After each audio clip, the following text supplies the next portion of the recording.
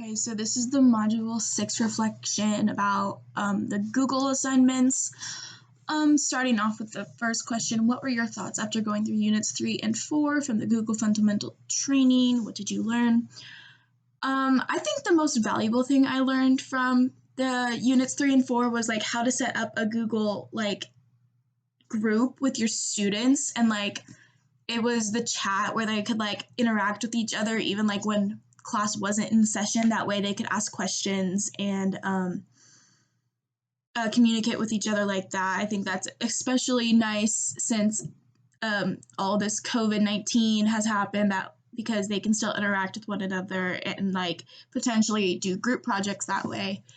I also thought that the translate feature was really neat. There's so much diversity in the United States today, and I feel like not everyone always has English as their first language, and I think that's a really good way to keep good communication between parents and teachers and students throughout the whole entire thing.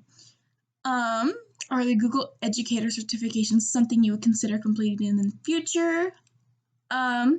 I think that they might not be necessary right now, but in the future, I can definitely see them being a necessity for teachers, just because it's school is becoming more and more online.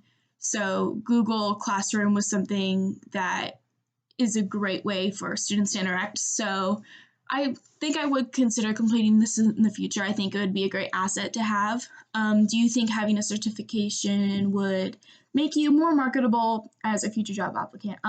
Definitely. I think if you can show future job employers that you are versatile and have all these certifications and you have the tools and techniques to work all this technology, I think that's a very attractive quality to have in a teacher, just so they know that you can handle the online aspects of teaching.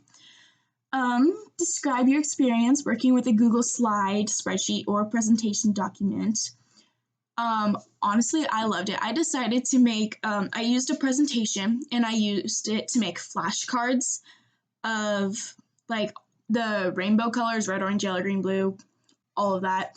And I put pictures with the color that they were describing. So yellow, I put a yellow school bus, and I tried to be interactive, and I put a question at the bottom of it, do you ride the bus to school, or something like that. And then the next slide would be the answer to the color that they were trying to guess. And just a great way for kids to study, to make it easier on them. That would be like a preschool age, something fun they could do with their parents and other things like that. What are the advantages and disadvantages to the Google apps as compared to Microsoft Word, Excel, and PowerPoint?